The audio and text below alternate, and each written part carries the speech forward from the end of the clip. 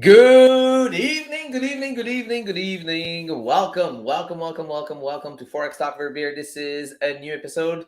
We are November 12th.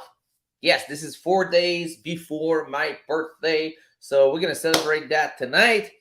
So yeah, maybe it depends on how many people we got tonight, but I might be feeling a little generous and maybe do some giveaways. I don't know. We'll see. We shall see. All right, so welcome everyone. I know there's going to be a lot of people watching the replay, so welcome. The concept of the show is pretty simple. We're gonna enjoy a nice little beer that you guys choose during the pre-show on Instagram, and I hope you guys got a drink because I mean we're gonna do official cheers. We're gonna drink together. We're gonna have fun, but we're gonna break down trades that we took this week. We're gonna answer some Q&As and maybe some random subject. Who knows? All right, so we'll see. All right, so let's see. Let's see if we have already some comments here. Everybody wish a proper happy birthday to Sash. Oh, thank you, Mark. Thank you. Mark. Thank you so much, buddy. Hey, Sasha. Hey, what's up, Eds? Happy birthday. Thank you so much. Thank you. Very appreciate. Yeah, big. Getting old. Getting really old right now. So, I don't know. It's scary as fuck. So, anyways, hey, let's get started. So you guys choose Alpha Rec House. This is a double IP. This is 8%. So hey, best way to start a birthday, right? So let's crack it up. There we go. Let's pour this little baby in our awesome glass. This is my favorite one. So I decided to take that one for my birthday. And yeah, we'll see. Hopefully this is going to be good. The color seems okay. Yeah, pretty decent. Ooh, what the hell did I do? Whatever. All right, so get your camera ready. We're about to do the official cheers. So basically, the official cheers is really simple. I'm going to do a cheers with you guys. What I want you is grab a drink, do a cheers with me, snap a picture, post it on Instagram in your story, tag my name on it, and I will reshare it. All right. So, all right. So let's taste this little baby here. Oh, okay. We got it. All right. All right. So, you guys ready for the cheers? Hold on. Let's pour this thing fully. All right, before we go ahead, because I need to, this little thing needs to drop down a little bit. But hey, before we get started, I want to know in the chat, who had a blue day today? Oh, actually, who had a blue week? All right, so just type blue or red. All right, so if you had a blue week, just put blue in the chat. If you had a red week, put red. All right, so just want to know. I'm just curious because it was a pretty crazy week. You know, price action was a little crazy. Yeah, I've been doing a lot of cowboy shit with that funding account. Holy, I did some cowboy shit. Yeah, so blue week for. Oh, okay. Well, wait a second. Here, blue week for Mark the Stash. All right. Good job, man. This is amazing. Yeah, Mark is probably one of the student that is the most consistent. Like, have to say, this guy is really on point with risk management. So congrats to Mark.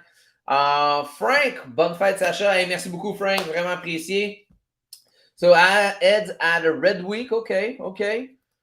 Took 20 pips on GJ buys Monday and didn't took anything else. You see, this is exactly what I was talking about. This guy's is tight as, yeah, I'm not gonna say it. But man, I wish I would have Mark's patience, to be honest. I think I'm getting better with patience, but this guy's like a ninja of patience. I have to give it to him. He's way better than me for patience. This guy definitely ninja. Musin, hey, what's up, man? Yeah. So all right. So let's do our official cheers. So hopefully by then you guys got your drink, get your camera ready. We're about to do that. All right. So in 3, 2, 1. Cheers, guys.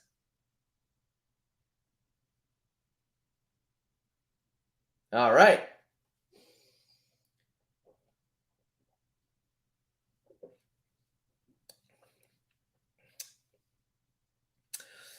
I was expecting a little better than this. It's good.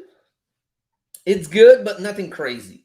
That would be probably a 3.75, actually 3.5 maybe. Yeah, I'm not too excited. But hey, it's not bad. It's not bad. It's it's pretty decent. Um did you ever add red weeks anymore? I understand red days. Um Red weeks, not so much. Red days, definitely. Yes, I had some red days. I still have some red days. But red week, it's been a while now. It's been a while, red weeks. I would have to check. Maybe one or two times this year, maybe. But usually the week after that, I win bigger. So I'm still good. So the month is still positive, right? But yeah, red week is getting rare, to be honest. Yeah, probably like maybe two times this year. I can't recall. So yeah. Thanks, brother. You're welcome. All right, so let's move on. Let's break down the first trade of today. So first trade of today was let's. Where's my trading view? Here we go. All right, let's talk about GJ first. Okay, so GJ first. Let's switch camera here. Perfect. All right. So GJ first. What happened is I was actually expecting price to push up, right? And we're super patient on GJ. I didn't took a trade on GJ for a little while, but finally price was coming down right here on this candle. Let me put this bigger. Grab an arrow. All right. So we had this first candle trying to break here, rejected, did close bearish, but right at the zone. We got kind of a what I call like a kind of a retest candle. So we got our bearish, bullish, and this is our booby trap candle, right? So this candle, it was like 9 a.m. We know that this is the NYSC candle. This is on 30-minute. But if you look on H1, this was doji basically, right? So this was a write-off candle. So when I saw on 30-minute that this candle was coming down very strongly and start to break the low right here, this is where I took an impulse entry, knowing that volume can push it down. And I was aiming for 15 pips. And unfortunately, it actually did 13 pips. It went to 13 pips. I did close 50% at 11 pips. And after that, the rest, I was waiting to close at 15 pips, never got hit 15 pips. The rest got stopped at break even, unfortunately. But I kind of closed it at like 2 pips profit, but it's like break even, right? I did close it manually. So this was the only little trade that I took.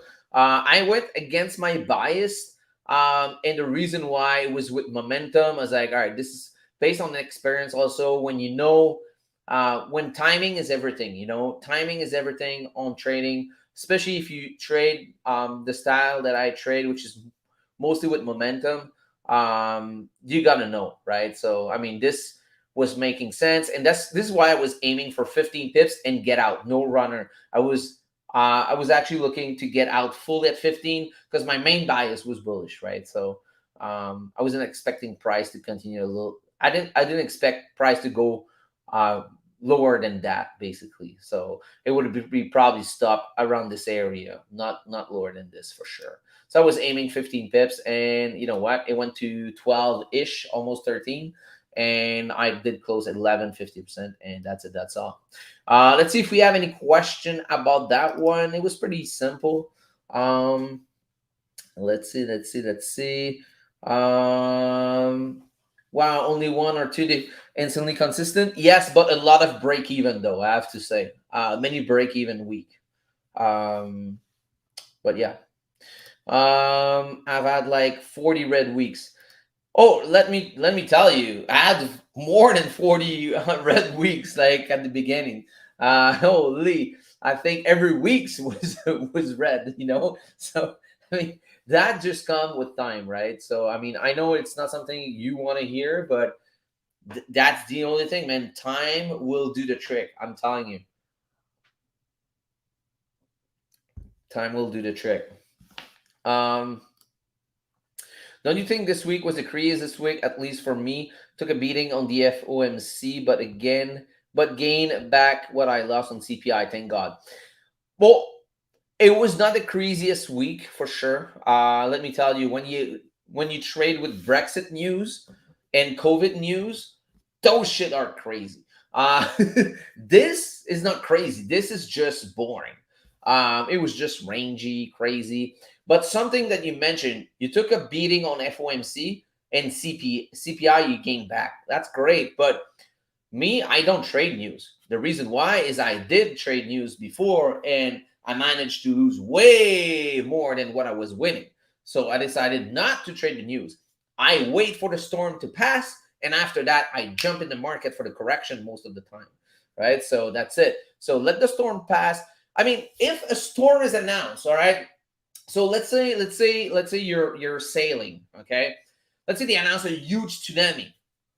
Do you think it would be smart to take your boat and go ride the tsunami, or you just wait at the quay, at the whatever the embarkation dock?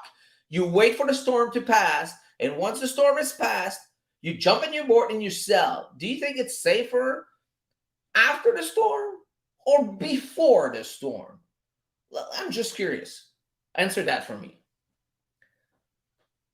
because your account should be managed the same way as this little expedition on the ocean. You know, I mean, if you want to preserve your account, I mean, why trading news? Nobody, I don't give a shit who you are on the earth. Nobody really understand like 500% the news.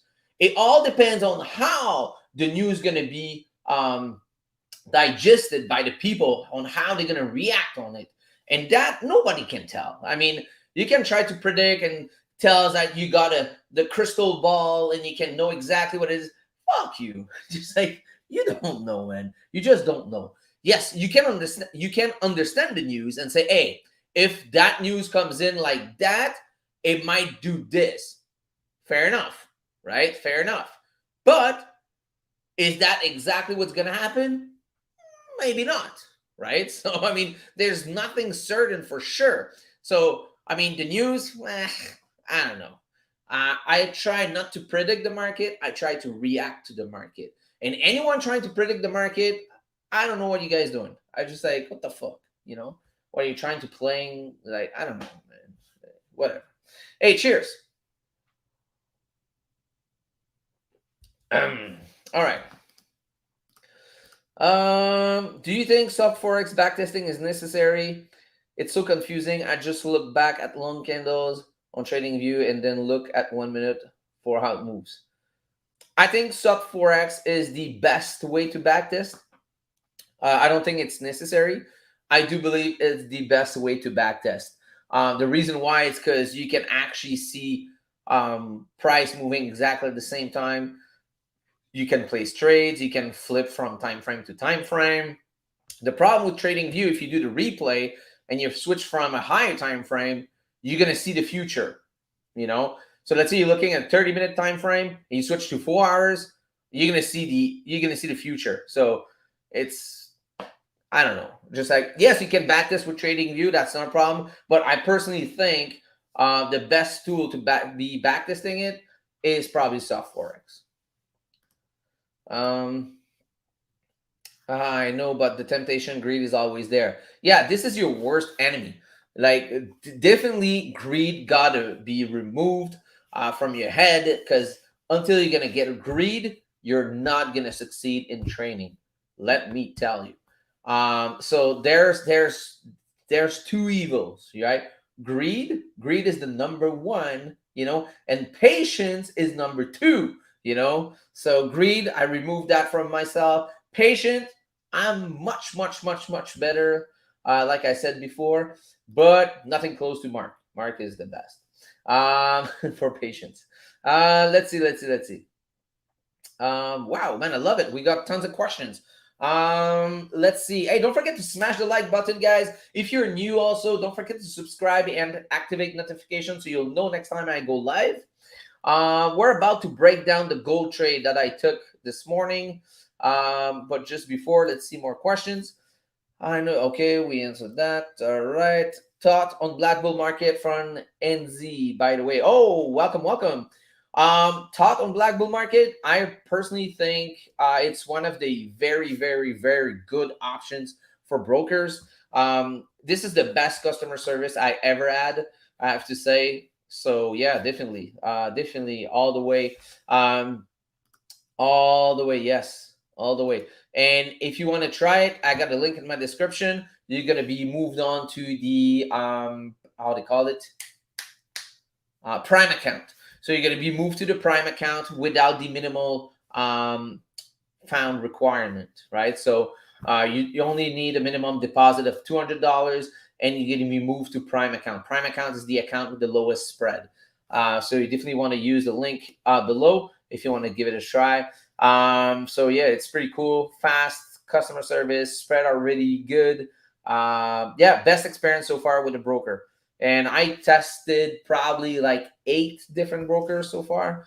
This is my best option so far. So backtesting is an important part of trading. Dumb question, probably. No, there's no dumb question, but it's definitely yes. I mean, if you're not backtesting, how can you jump on the trade? You know, all right, so let's put it out there. All right, so do you think that a surgeon go on a surgery before practicing?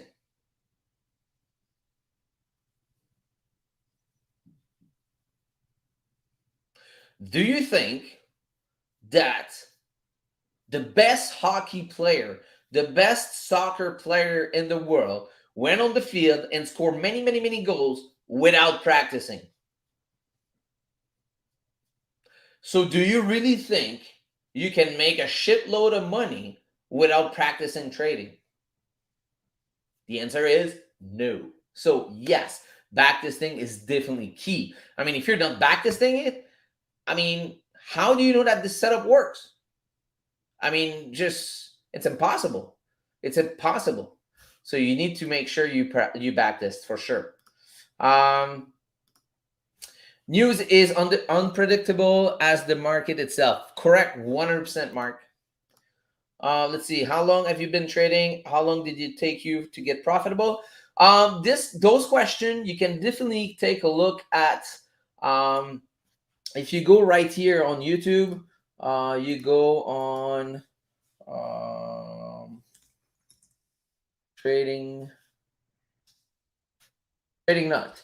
So you go on trading nut channel right here, and I have a podcast with him right here. I think. Where is it? Oh, sorry, wrong arrow. Right here. So here is a trade that I took that I broke down on GA, and here is the podcast somewhere. Where is it? Here, right here. And this is where I answer all those questions, like how long I've been trading, how long it took me to be profitable. So you definitely want to take a look at this.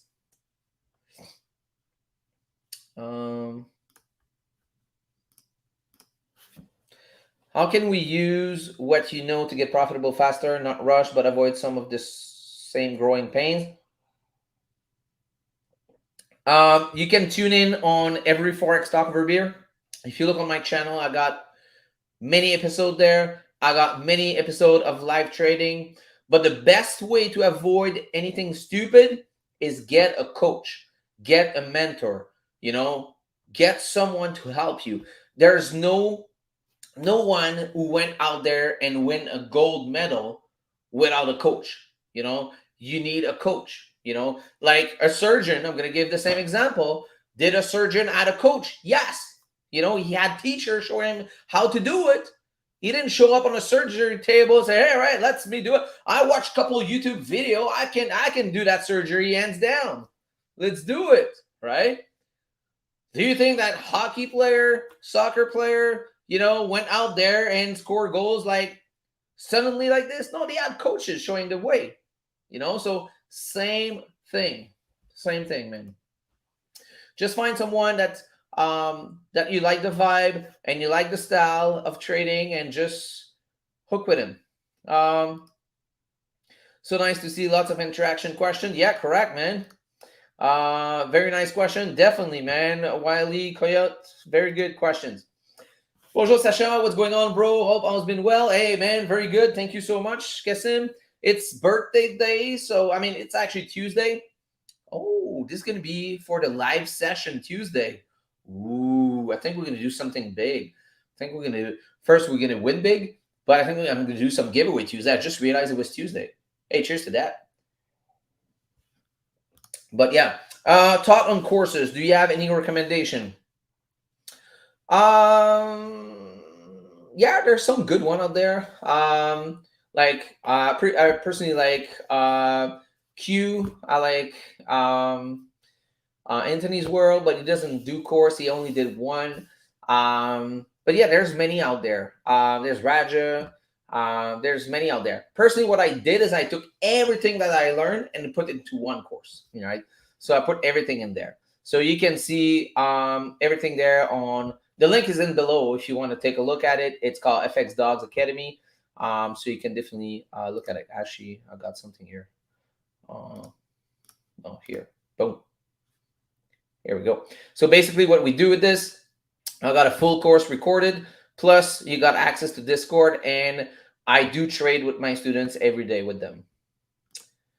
So yeah. Let's see. Thank you, Mark. Okay, all right. Perfect. All right. So now let's break down the gold trade. Because we have a reservation on the restaurant at 7. So yeah. We're gonna move on. All right, let's go. All right, so this is gold. And if you look at gold right here, oops. If you look at 4-hour time frame, all right, so this is the push from yesterday. Okay, this is the push from yesterday for the news, push all the way up there. So placing my fibs from the bottom of the push to the top of the push, the orange line is my safety net on the fib level. And the yellow box there is my golden zone on the fib level, which is the 50 and the 618, right? So if you look at this, we got a nice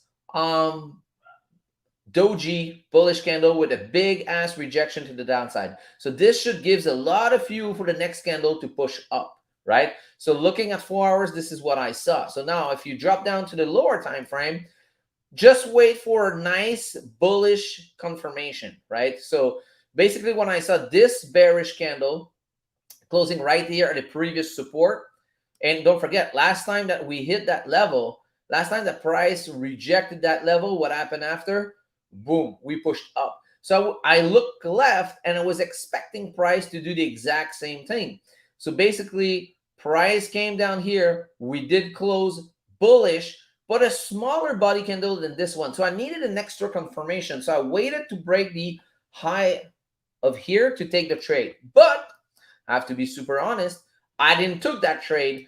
The reason why, I woke up a little late this morning, and I was still sleepy at that time. I was still sleepy, and I remember that the last couple of times I took an early trade on gold, I got slapped in the face. So I was like, you know what? I'm gonna pass on it, but I'm gonna do paper trade it. So this is why I put that there, and my stop was right above here. And as soon as price start to push up, I moved my stop right under this candle.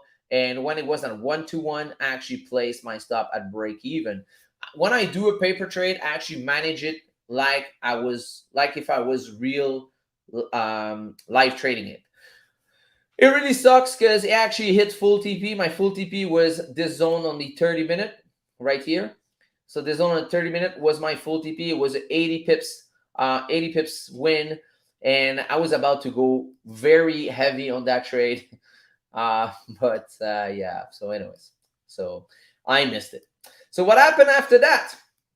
So what happened after that is I waited for price to break this area, and I did a scalp on the 5-minute. So what happened is we had this, actually 15 minutes, sorry. No, it was 5 minutes. Sorry. All right, so right here, let me grab this arrow. So basically, we got our breaking candle. We got our breaking candle, and once price started to break the high, this is where I wanted to enter, but price was moving so fast, it actually started to reject, and I got slipped on the other way. So my entry was a little lower, but thank God it was a better entry for me. So this was actually my entry right here. And yeah, I would hold up some drawdown here, and finally, boom, push straight up. So I was able to close to secure 15 pips on gold very quickly, and my runner went to 20 pips and closed everything in full.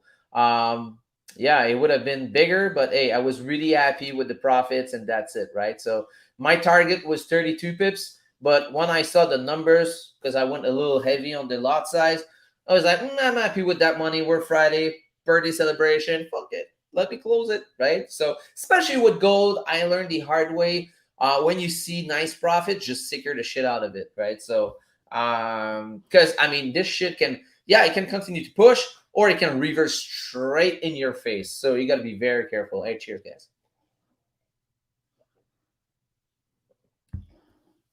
But again, if I was a little bit more patient, best way to catch it, break, retest, and you grab it on this candle, the break of the high, and boom, write it up. That can be another way to do it also. I was a little too early, so I had to hold some drawdowns for 4 minutes. But yeah, if I was a little bit more patient here, I can catch on a break and retest, and with no drawdown. Actually, I did catch another scalp. It was right here. Oh, yeah. So right here is the other scalp. So if you place your fib, so if you see I placed my fib from there to there, and I got the golden zone, the safety net right here. So once this candle, so this is the second scalp I got from gold. So price went up. We know that when price created a new high, price going to retest that high. So price went down, created support right in the golden, actually right at the safety net, right? Closed a little bit above, engulfing candle. So waited for the wick to come down, break the high, and entered and secured everything at 10 pips. Close it all. This was a quick scalp. So that's it. Pretty simple. Yeah. So I had to do some cowboy shit to get back on that funding account that I'm doing right now, because I did some crazy shit this week. And they were not super positive. I actually went down to 182,000, and now I'm back at where is it? I'm back at 189. So getting back on it. So yeah, I did some stupid shit. All right. So let's see. So that was it. That was it for the trade. I want to talk about the swing trade on GA, because I had a lot of question about that. So let me pull out my Trixie, and this is going to be the last trade we're going to break down. Where is it? Here we go. So this is GA. So everything was based out of 4 hours. So we knew that price was pushing up, and I placed my fib from the bottom of the push to the top of the push. This was my H4 golden zone right here. So I waited for price to come to close and create support, engulfing candle closing right above 83,000 major QP. So for me, this is a pretty good confirmation. So I actually entered right at the opening of the 4-hour candle. And the reason why I entered on the 4-hour candle is this was in Asian session. And this, I was looking for a trade overnight. So waking up the next morning and look on where it was. Before going to bed, it was like at 51 pips profit, kind of right here.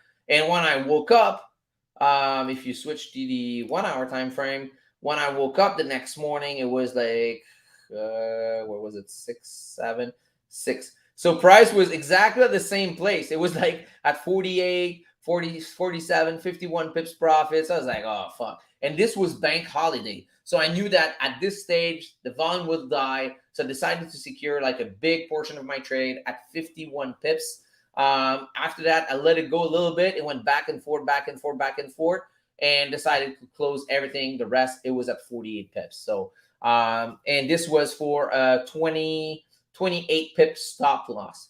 But at this stage, as soon as I went to bed, my trade was at 51 pips profit. I actually moved stop to break even. So I was risk-free overnight. So this was perfect. This is the kind of setup I like. And this was based out of H4. So pretty simple. Daily time frame was also bullish, trying to come above, because we were creating high lows and higher high, right? So we were trying to break the structure here. The only thing I was scared about is, if you look on 4-hour, it's kind of a double top ish. So I was scared of this shit coming back down. And now, if you look, we have a second double top right here. I don't know. Can I grab an arrow here? Whatever. So if you can see, whatever. Let me grab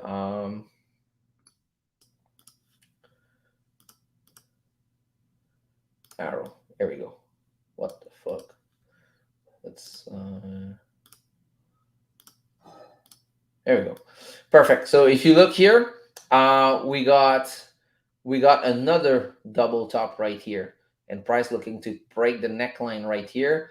Actually, the neckline's right here. We broke it. So there's a big chance for price to continue down now. So I don't know. It all depends on this major QP. Now we did break and close under. So there's a good chance we're going to visit next major QP before pushing back up. So this is just my thought. All right. So let's see if we have any question here. Let's see if we have any question.